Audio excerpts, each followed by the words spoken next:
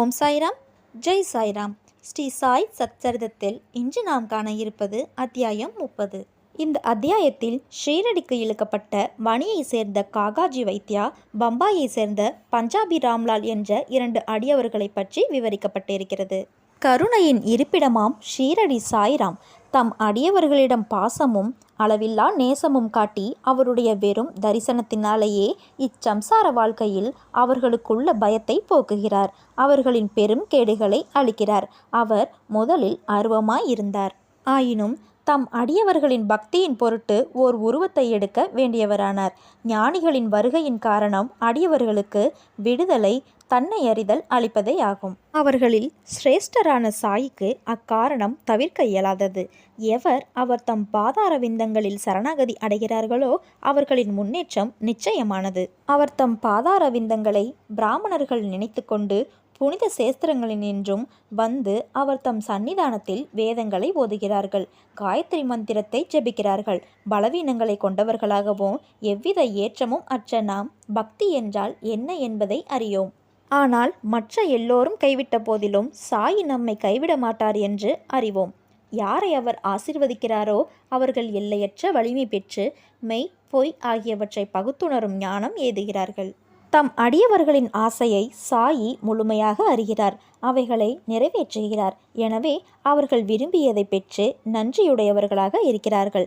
எனவே அவரை பிரார்த்திக்கிறோம், அவர் முன் வீழ்ந்து வணங்குகிறோம். நமது குற்றங்கள் பலவற்றையும் பொறுத்து கொண்டு கவலைகள் நின்றும் நம்மை அவர் விடுவிக்கட்டும். பெரும் துயரங்களால் அவதியுற்று கொண்டிருப்பவன் சாயியை இங்கனம் நினைத்து தியானிக்கிறான். அவரது அருளாலே அவன் மனம் அமைதியடைகிறது. இந்த சாயி கருணை கடல். தம் மீது அவர் கருணை பொழிந்ததன் விளைவே இந்த சச்சரிதம் என்கிறார் ஹேமத்பந்த். அல்லாவிடில் அவருக்கு என்ன தகுதி இருக்கிறது? யார்தான் இவ்வேளையை மேற்கொள்ள இயலும்? ஆனால் சாயி எல்லா பொறுப்புகளையும் ஏற்றுக்கொண்டதால் ஹேமத்பந்த் எவ்வித பாரத்தையும் உணரவில்லை. இது குறித்து எவ்வித கவலையும் கொள்ளவில்லை. அவரது பேச்சையும் பேனாவையும் உணர்வூட்ட ஆற்றல் மிக்க ஞான ஒளி இருக்கும்போது அவர் ஏன் சந்தேகம் கொள்ள வேண்டும்? அவர் தம் முன்வினை புண்ணிய வசத்தால் ஸ்ரீ சாயி அவர்கள் இச்சேவைக்கு தம்மை ஆட்படுத்தி ஆசீர்வதித்த அதிர்ஷ்டசாலியாக நினைத்து கொள்கிறார். இந்த பின்வரும் நிகழ்ச்சி ஓர் சுவையான கதை மட்டுமன்று, புனிதமான அமுதமும் ஆகும். இதை பருகுபவன் சாயியின் பெருமையையும் அவர் தம் எங்கும் நிறைத்தன்மையையும் உணர்வான். விவாதிக்க, விமர்சிக்க விரும்புவோர் இந்த கதைகளுக்கு செல்லக்கூடாது. இங்கு தேவையாய் உள்ளது விவாதம் அல்ல, அளவற்ற அன்பும் பக்தியும் ஆகும். கற்றறிந்தோர், பக்தியுடையோர், உண்மையுடன் நம்பிக்கை கொண்டுள்ளோர் மட்டுமின்றி ஞானிகளின் சேவகர் என்று தம்மை கருதுவோர்களும் இக்கதைகளை விரும்பி பாராட்டுவர். மற்றவர்கள் அவைகளை கற்பனை கதைகள் என்று சொல்வர். சாயியின் அதிர்ஷ்டம் வாய்ந்த அடியார்கள் சாய் லீலைகளை கற்பகத்தருவாக கருதுவர். இந்த சாய் லீலைகளின் அமிர்தத்தை பருகுவது அறியாமையில் மூழ்கியுள்ள ஜீவன்களுக்கு முக்தி கொடுக்கும், இல்லறத்தாருக்கு மன நிறைவளிக்கும், லட்சியவாதிகளுக்கு சாதனை கைகூடும். இது பற்றிய கதையை இப்போது கவனிப்போம். நாசிக் ஜில்லாவை சார்ந்த வணியில் காகாஜி வைத்தியா என்பவர் வாழ்ந்து வந்தார். அவர் அங்கே சப்த ஸ்ருங்கி தேவி உபாசகர். சாதகமற்ற சூழ்நிலைகளாலும் துயரங்களாலும் அவர் பெருமளவு மன அமைதியை இழந்து சலனமுற்று இருந்தார். இத்தகைய சூழ்நிலையில் ஒரு நாள் மாலை தேவியின் கோவிலுக்கு சென்று தம்மை கவலைகளிலிருந்து மீட்குமாறு மிகவும் பக்தி பூர்வமாக மனமுருகி பிரார்த்தனை செய்தார். தேவி அவரது பக்தியால் மிகவும் மகிழ்ந்து அதே நாள் இரவு கனவில் தோன்றி அவரிடம் கூறினாள், பாபாவிடம் நீ செல்வாயாக, பின் உன் மனம் அமைதியடையும் என்றாள். இந்த பாபா யார் என்று அவளிடம் இருந்து அறிவதில் காகாஜி ஆர்வமுற்றார். ஆனால் அவர் எவ்வித விளக்கமும் பெறும் முன்னரே தூக்கம் கலைந்து எழுந்துவிட்டார். தேவி தன்னை காணுமாறு பணித்த இந்த பாபா யாராக இருக்கக்கூடும் என்று எண்ணத் தொடங்கினார். சிறிது எண்ணத்திற்கு பின் இந்த பாபா சிவனாக இருக்க வேண்டும் என முடிவு கட்டினார். எனவே அவர் நாசிக் ஜில்லா சென்றார். அங்கு 10 நாட்கள் தங்கினார். இச்சமயம் தினம்தோறும் அதிகாலை குளித்து ஸ்ரீருத்ரம் ஓதி அபிஷேகம் மற்ற பிற சமய சம்பிரதாயங்களையும் செய்தார். இவைகள் எல்லாம் செய்து கூட முன்போலவே அவர் சலனமுற்றவராகவே இருந்தார். பின்னர் அவர் தம் இருப்பிடத்திற்கு சென்று மீண்டும் இறங்கத்தக்க நிலையில் வேண்டினார். அன்றிரவு தேவி மீண்டும் அவர் கனவில் தோன்றி, நீ ஏன் நாசிக் சென்றாய்? நான் பாபா என்று கூறியது ஷீரடியை சேர்ந்த ஸ்ரீ சமர்த்த சாயியே என்றாள். எப்போது ஷீரடிக்கு போவது, எப்படி பாபாவை பார்ப்பது என்பதே காகாஜியின் இப்போதைய கேள்வியாக இருந்தது. ஒரு ஞானியை தரிசிக்க ஒருவன் உண்மையான ஆர்வமுள்ளவனாக இருப்பின் ஞானி மாத்திரம் அல்ல, கடவுளும் அவனது வேண்டுகோளை நிறைவேற்றுவார். உண்மையில் ஞானியும் கடவுளும் ஒருவரே. எல்லளவும் அவர்களிடையே வேறுபாடு இல்லை. ஒரு ஞானியை பார்க்க அவனாகவே செல்கிறான் என்று ஒருவன் நினைத்தால் அது வெறும் டம்பமே ஆகும். ஞானியின் அருளின்றி எவரே அவரை அணுகி தரிசிக்க இயலும்? மரத்தின் இலை கூட அவன் ஆணையின்றி அசைவதில்லை. ஞானியிடம் செல்ல பக்தன் எவ்வளவு அதிகம் கவலையுள்ளவனாக இருக்கிறானோ, எவ்வளவு அதிகம் பக்தியுடனும் நம்பிக்கையுடனும் இருக்கிறானோ, அவ்வளவு விரைவில் அவன் மனநிறைவு அடையும் வண்ணம் அவனது எண்ணம் நிறைவேற்றப்படும். யாரையாவது விருந்துக்கு அழைக்கும் ஒருவன் அவரை வரவேற்பதற்கு சகல ஏற்பாடுகளையும் செய்கிறான். காகாஜி சம்பந்தப்பட்ட விஷயமும் அங்ஙனமே நடந்தது. ஷீரடிக்கு தமது விஜயத்தை பற்றி காகாஜி நினைத்து கொண்டிருக்கையில் அவரை அழைத்துச் செல்ல ஒருவர் அவர் இருப்பிடத்திற்கே வந்தார்.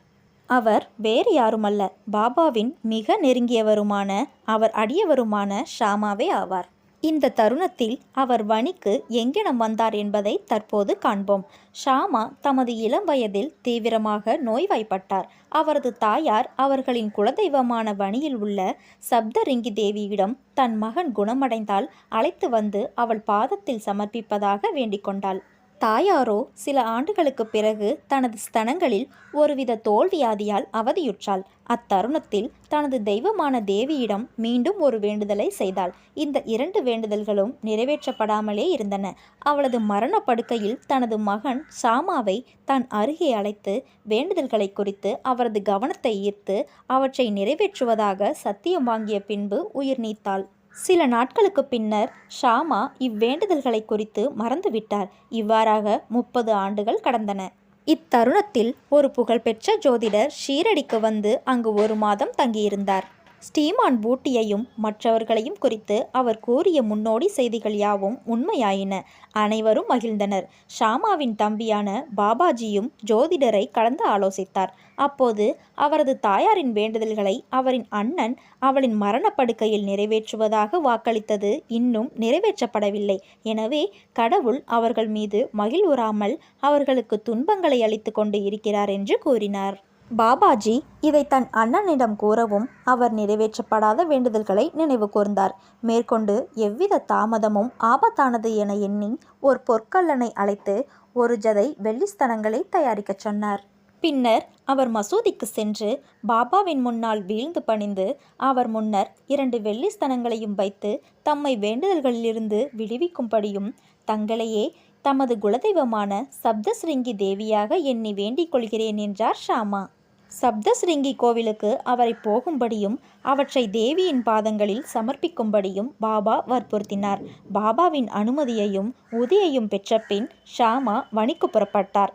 அங்கு அவர் பூசாரியை தேடிக்கொண்டு காகாஜியின் வீட்டை வந்தடைந்தார். காகாஜி அப்போதுதான் பாபாவை பார்க்க மிக்க கவலையுள்ளவராக இருந்தார். அத்தருணத்தில் ஷாமாவும் அங்கு வந்தடைந்தார். எத்தகைய வியத்தகு ஒற்றுமை இது! காகாஜி அவரை யார் என்றும் எப்போது அவர் வந்தார் என்றும் விசாரித்தார். அவர் ஷீரடியிலிருந்து வந்திருக்கிறார் என்றறிந்தவுடன் உடனே அவரை கட்டி அணைத்து கொண்டார். அன்பால் அவர் அந்த அளவிற்கு ஆக்கிரமிக்கப்பட்டிருந்தார். பின்னர் அவர்கள் சாயியின் லீலைகளை பற்றி பேசினர். ஷாமாவின் வேண்டுதல்களை நிறைவேற்றிய பின்னர் இருவரும் ஷீரடிக்கு புறப்பட்டனர். காகாஜி மசூதிக்கு சென்று பாபாவின் பாதத்தில் வீழ்ந்தார். உடனே அவர் கண்கள் குளமாயின. அவர் அமைதியுற்றார். தேவியின் காட்சியின்படியே பாபாவை பார்த்தவுடன் அவர் மனம் சலனங்களை இழந்து அமைதியாயும் அடக்கமாகவும் ஆயிற்று. தமது மனதில் காகாஜி கீழ்கண்டவாறு எண்ண ஆரம்பித்தார். என்ன வியத்தகு சக்தி இது! பாபா ஒன்றும் பேசவில்லை, எவ்வித கேள்வி பதிலும் இல்லை, ஆசிர்வதிக்கவில்லை.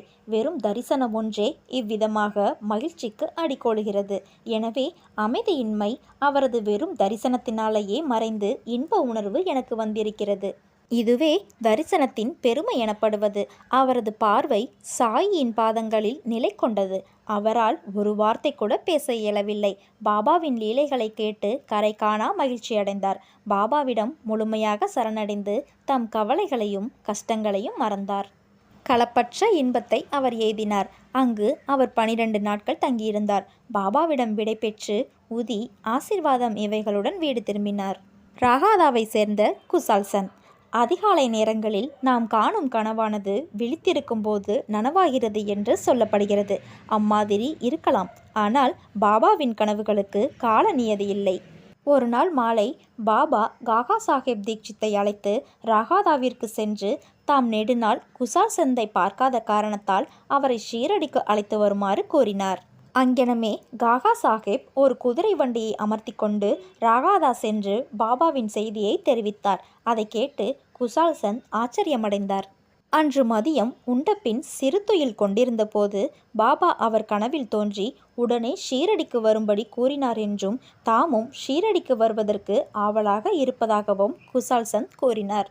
பக்கத்தில் தமது குதிரை இல்லாததால் தனது மகனை பாபாவுக்கு அறிவிக்கும்படியாக அனுப்பியிருந்தார். அவருடைய மகன் கிராம எல்லைக்கு போய்கொண்டிருந்த போது தீக்ஷித்தின் வண்டி எதிரே வந்தது. தீக்ஷித் குசால் சந்தை அழைத்து வரவே தாம் அனுப்பப்பட்டிருப்பதாக அறிவித்தார். பின் இருவரும் ஷீரடி திரும்பினர்.